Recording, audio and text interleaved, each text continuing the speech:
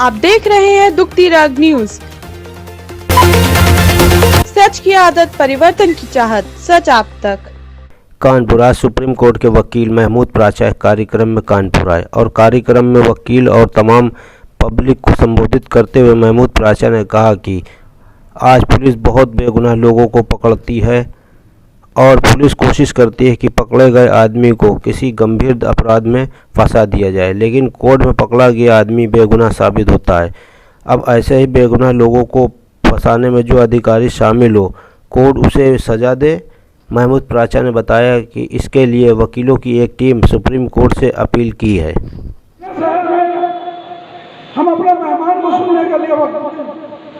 जो कुछ किया महमूद प्राचा साहब ने पूरे हिंदुस्तान में घूम कर शाहीन बाग से लेकर हिंदुस्तान में जितने भी शाहीन बाग से थे सब जगह पहुंच कर हौसला अफजाई की और इनके हौसलों को सलाम और उन औरतों का हौसलों को सलाम, साथ में उनके घर के मर्दों को सलाम जिन्होंने अपनी औरतों को रात पर भीगते पानी में अपने बच्चों को ठिठुरते हुए उनका दिल नहीं कांपा और कौम के लिए उनके जज्बात इतने बुलंद थे कि आखिर सरकार को सोचना पड़ा कि आगे एसएसपी कई बार घर घेरा, कई बार नजरबंद किया, कई बार एक आध बार तो सुबह ही हमको ले गए, पूरा दिन रखा और ये कहा कि तुम्हारी जिंदगी बर्बाद हो जाएगी, तुम बर्बाद हो जाओगे, तुम्हारा खानदान बर्बाद हो जाएगा, वरना तुम मेरे साथ होगे, बहुत बड़ा नेता बना दिए जाओगे, आखिर इस आंदोलन को वापस ले लो। लेकिन अल्लाह का लाख लाख शुक्र है,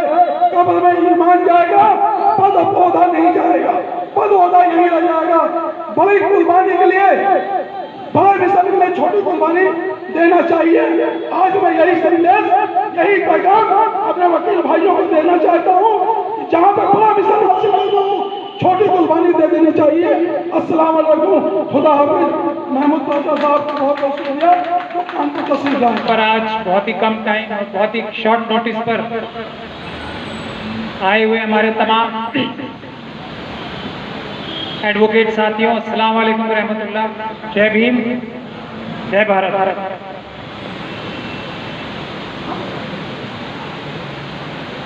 जब भी किसी मुल्क पे उसके आईन पर, उसके संविधान पर, उसके कॉन्स्टिट्यूशन पे,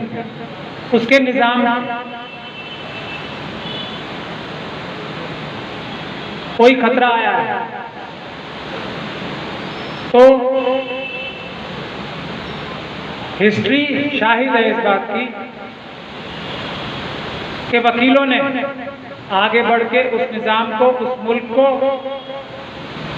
उसके आईन को, उसके कानून को, उसके सिस्टम को बचाया।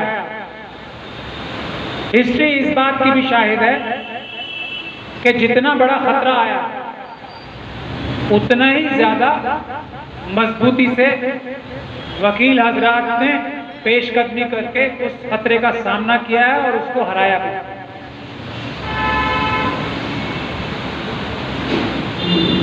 कमोबेश ऐसा ही एक खतरा हमारे मुल्क पर भी आ गया और वो खतरा ये है कि हमारे मुल्क का जो आईन है, जो हमारे मुल्क का कॉन्स्टिट्यूशन है, संविधान है, उसी पे खतरा आ गया। और आज पूरा मुल्क, सीए एनआरसी का तो एक मुद्दा था, उससे पहले संविधान पे अटैक हुआ एससी एसटी एक्ट खत्म करने के लिए, संविधान पे हमला हुआ रिजर्वेशन खत्म करने के लिए, जजमेंट्स आई हाई कोर्ट और सुप्रीम कोर्ट की। संविधान पे हमला हुआ प्राइवेटाइजेशन करके, संविधान पे हमला हुआ लेटरल एंट्री करा के, संविधान पे हमला हुआ बैंकों से लाखों करोड़ रुपए, करीब 20 लाख करोड़ रुपए चोरी जो हो गई, जो बड़े बड़े इंडस्ट्रीज ने पिछले 7 सालों में ही, आप लोग ये समझ लीजिए, 12 से 13 लाख करोड़ रुपए गायब हो गए। ये भी संविधान पे हमला था। संविधान पे हमला हुआ, उसके बाद सीए एनआरसी, जिसमें बज़ाहिर तो मुसलमान निशाना थे, लेकिन असल में उनका निशाना schedule caste, schedule tribe, OBC, दूसरी अक़लियतें और महिलाएं थी। उसके बाद अभी आप फार्मर्स लॉ तो देख ही रहे हैं, ये भी संविधान पे हमला है।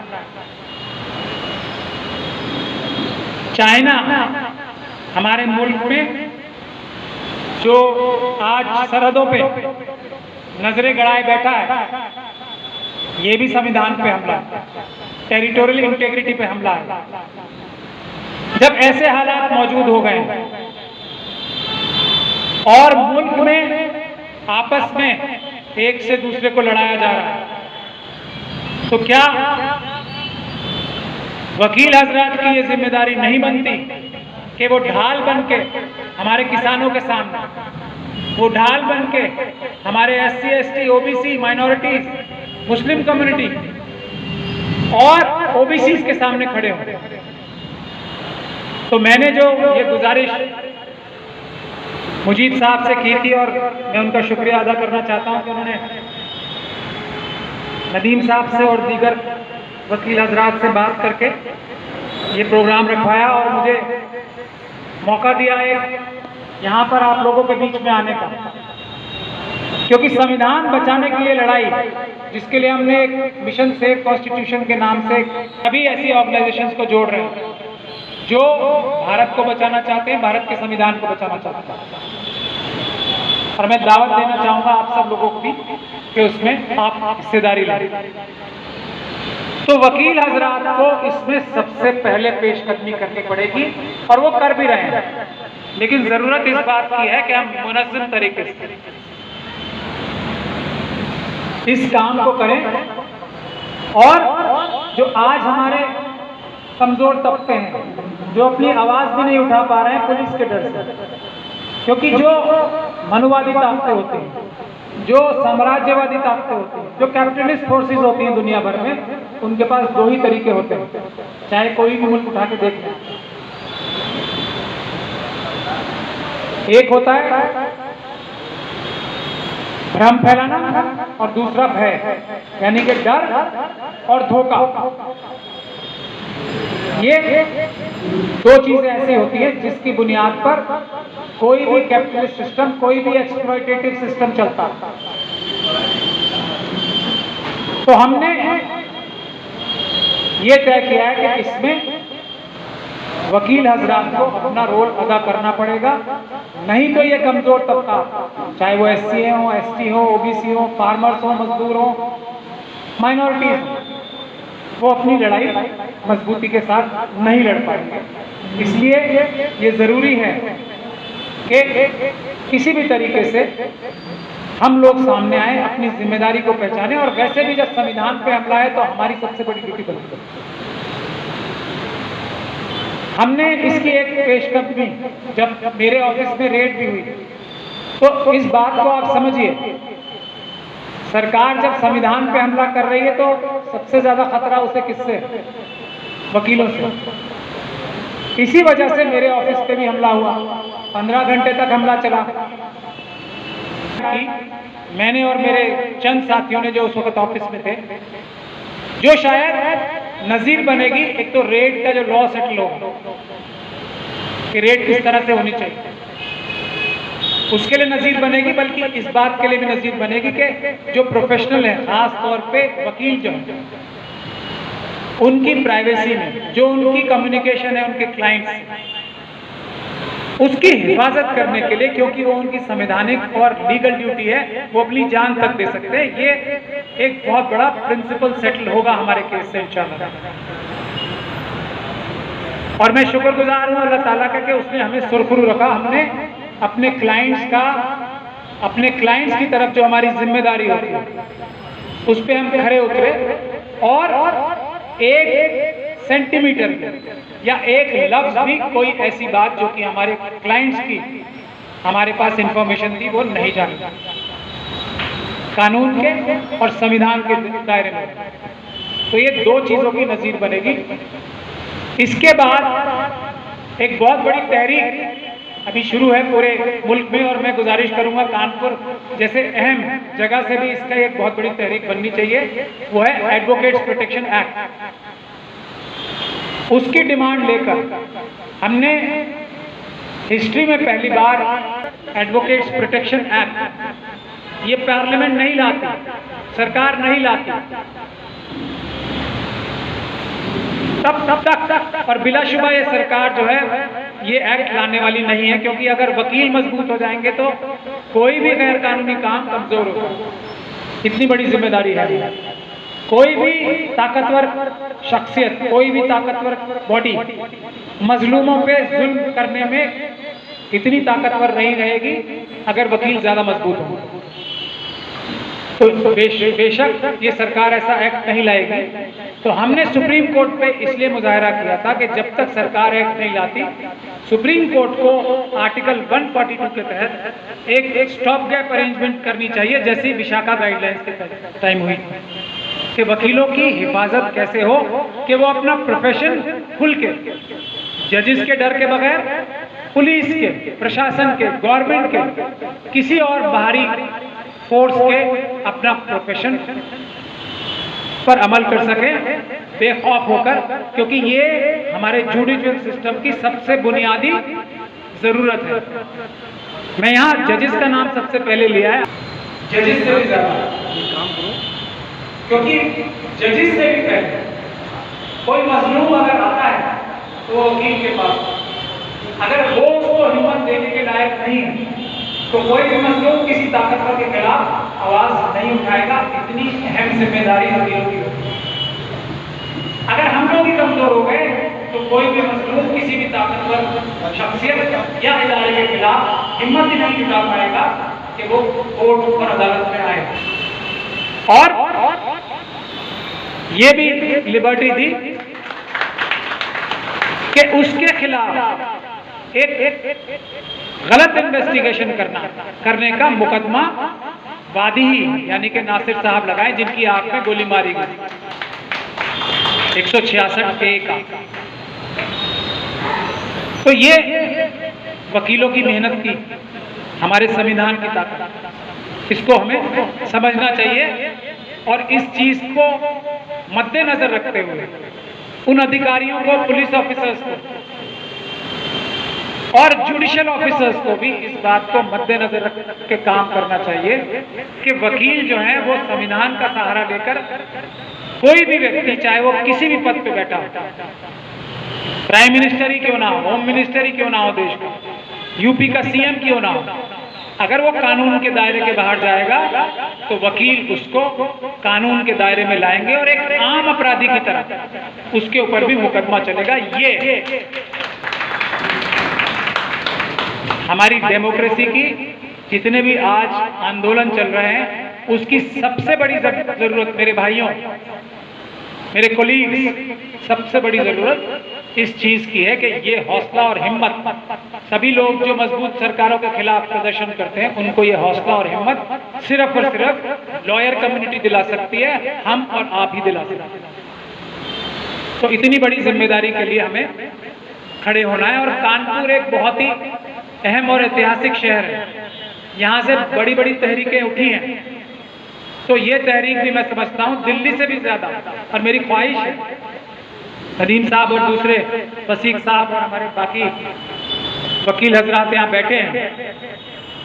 कि ये तहरीक भी, मेरी आपसे गुजारिश है कि वकीलों की प्रोटेक्शन के लिए एडवोकेट्स एक्ट बनाने के लिए, और तब तक सुप्रीम कोर्ट आर्टिकल 142 में एक स्टॉप गैप अरेंजमेंट करे, गाइडलाइंस जारी करे विशाखा गाइडलाइंस की तर्ज पर, उसके लिए भी एक बड़ी तहरीक यूपी में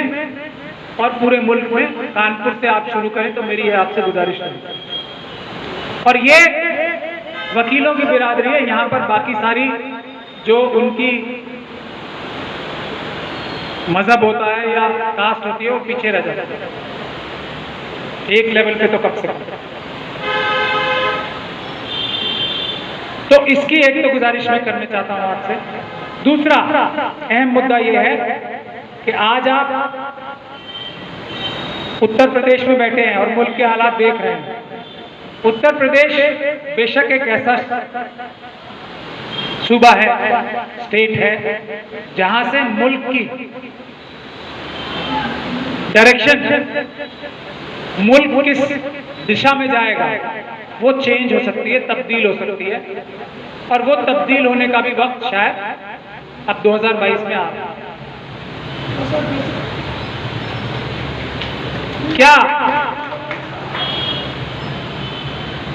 इतनी इंपॉर्टेंट कम्युनिटी जिसका जिक्र मैंने अभी आप सब लोगों के सामने किया, इससे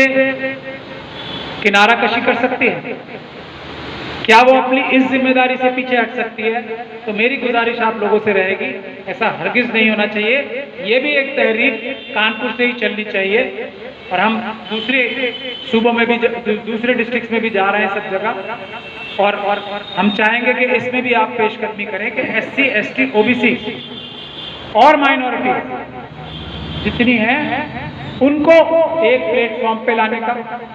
उनकी पॉलिटिकल पार्टीज को एक प्लेटफॉर्म पे लाने का काम करें, ताकि जो सबसे ज्यादा मुस्तज़फ़ीन है, सबसे ज्यादा मजलूम है, उसमें schedule caste, schedule tribe, minorities और OBCs उनके हकूक़ की हिफाजत करने के लिए भी हम अपना एक रोल, अहम रोल अदा करें। उसमें हमने मिशन से कॉन्स्टिट्यूशन की बुनियाद पर या उसके बैनर तले, मेरे साथ दिल्ली से डॉक्टर जगदीश प्रसाद भी आए हैं जो कि retired director general of health services हैं, और दीगर लोगों की एक बहुत ही मजबूत टीम, वज़ात हबीबुल्लाह साहब भी उसमें हैं और दीगर लोग भी हैं। उसका कानपुर का कन्वेनर मुजीब इकराम साहब को अभी तश्कील किया गया, उसमें उलेमा हजरात के साथ भी अभी मीटिंग हुई है। और मैं गुजारिश करना चाहूँगा नदीम साहब से भी कि जो एक अहम जिम्मेदारी है वकीलों को इसके तंजीम के साथ, क्योंकि वकीलों की सपोर्ट के बगैर ये तंजीमें नहीं चल सकती, तो उसके को कन्वीनर की हैसियत से मैं उनसे गुजारिश करूंगा कि वो भी इसमें शिरकत करें और इस मिशन को आगे बढ़ाने में हमारी मदद करें। और आप सब लोगों से भी ये गुजारिश करूंगा कि उसको इस काम में हम सब मिलके एक मिशन के तौर पे, मिशन मोड में इस काम को आगे बढ़ाएं। हम हर एक डिस्ट्रिक्ट जाएंगे और इस मुहिम को आगे बढ़ाएंगे, ताकि यूपी में भी 2022 का जो एक बहुत बड़ा चैलेंज आ रहा है उसमें भी हम लोग सुरखुरू होकर निकलें।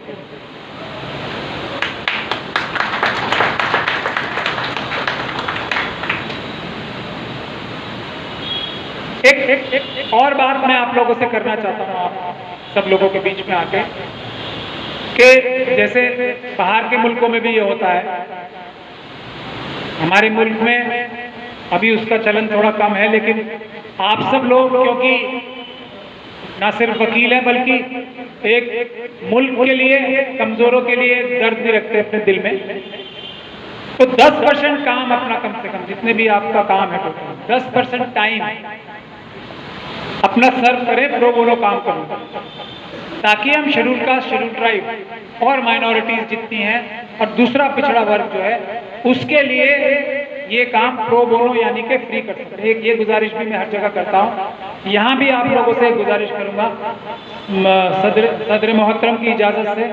कि वो भी मेरी बात की अगर मुनासिब समझते हैं तो तायद करें और आप सब लोगों को डायरेक्ट करें कि 10% कम से कम अपना टाइम जो है सर्व किया जाए। मैं समझता हूँ उससे आपको ज़हनी सुकून भी मिलेगा और एक जो आखिरत है उसमें भी फायदा मिलेगा, और दुनियावी फायदा तो है ही आप लोगों की, एक जो कहते हैं कि इज्जत भी बढ़ेगी समाज में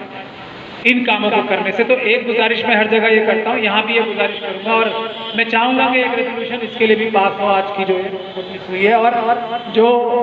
नदीम साहब और दूसरे लोग जो एक बड़ा प्रोग्राम करने के लिए कह रहे हैं उसमें भी ये बात एक पुख्तगी के साथ रखी जाए। और ख़ास तौर पे ये मेरी गुजारिश SC, ST और माइनॉरिटी के लॉयर्स से है कि क्योंकि उनके समाज पिछड़े हुए हैं, वो ज़्यादा तकलीफ में हैं, तो वो कम से कम आगे बढ़ के इस जिम्मेदारी को निभाएं, ताकि हम अपना काम जो है बहुत मजबूती के साथ अंजाम दे सकें। एक और बात यह है कि एक चेन होती है, वकीलों में तो खास तौर पे ज़रूरत है क्योंकि हायरार्किकल सिस्टम है, डिस्ट्रिक्ट कोर्ट है, उसके बाद हाई कोर्ट है, उसके बाद सुप्रीम कोर्ट है। तो अगर एक चेन बनी होगी हम लोगों की, तो एक कॉन्फिडेंस लेवल हम सबका बढ़ेगा। हम जहां दिल्ली में बैठे हैं सुप्रीम कोर्ट में, हमारा भी कॉन्फिडेंस बढ़ेगा कि आप लोग डिस्ट्रिक्ट लेवल पे हमारी मदद कर पाओगे, और आप लोगों का भी शायद थोड़ा बहुत कॉन्फिडेंस बनेगा कि आपका एक भाई सुप्रीम